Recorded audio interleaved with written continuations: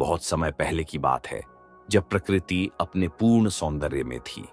एक घना जंगल था जहां तरह तरह के पशु पक्षी रहते थे। उस जंगल में एक सुंदर हरा भरा वृक्ष था जिस पर रंग बिरंगे पक्षी रहते थे। उन्हीं पक्षियों में एक हरे रंग का सुंदर तोता था जिसका नाम मोहन था, और एक सुंदर तोती थी जिसका नाम राधा था। मोहन और राधा एक दूसरे के बिना अधूरे थे। उनकी जोड़ी पूरे जंगल में मशहूर थी। वे हमेशा साथ में उड़ते, साथ में खाना खाते और साथ में खेलते। उनकी चहचहाहट से पूरा जंगल गूंजता रहता था। लेकिन हर प्रेम कहानी की तरह उनकी प्रेम गाथा में भी संघर्ष और परीक्षा का समय आया। प्रेम का आरंभ एक दिन बसंत ऋतु का आगमन हुआ। जंगल में हरियाली छा गई, फूल खिल उठे और नदियां मधुर ध्वनि करने लगीं। मोहन और राधा इस मौसम का पूरा आनंद ले रहे थे। मोहन कभी राधा के लिए मीठे फल लाता, तो कभी सुंदर पंख दिखाकर उसे आकर्षित करने की कोशिश करता। राधा उसकी इन प्यारी हरकतों से बहुत खुश रहती थी।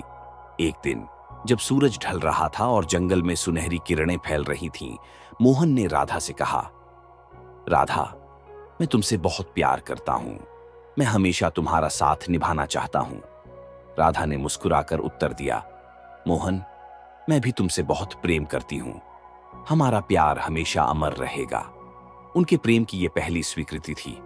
अब वे सिर्फ दोस्त नहीं रहे, बल्कि जीवन साथी बन गए।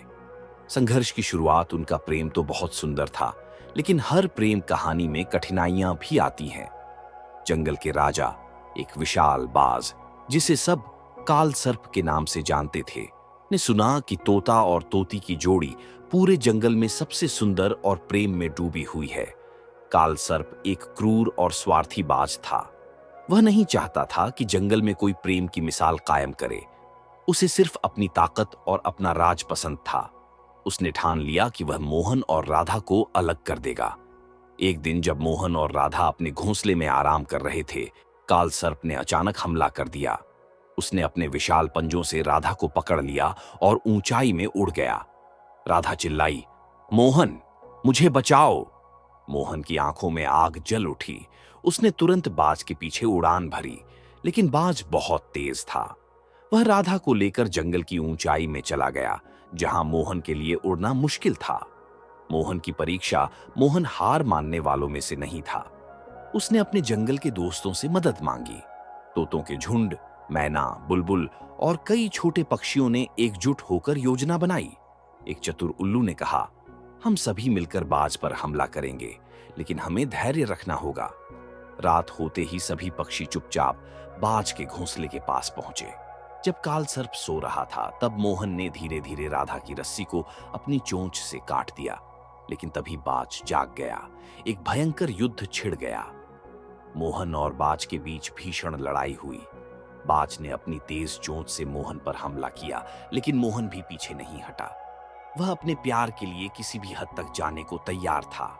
अंत में सभी पक्षियों ने मिलकर बाज पर हमला कर दिया और उसे जंगल से बाहर खदेड़ दिया। मोहन ने राधा को अपनी बाहों में भर लिया।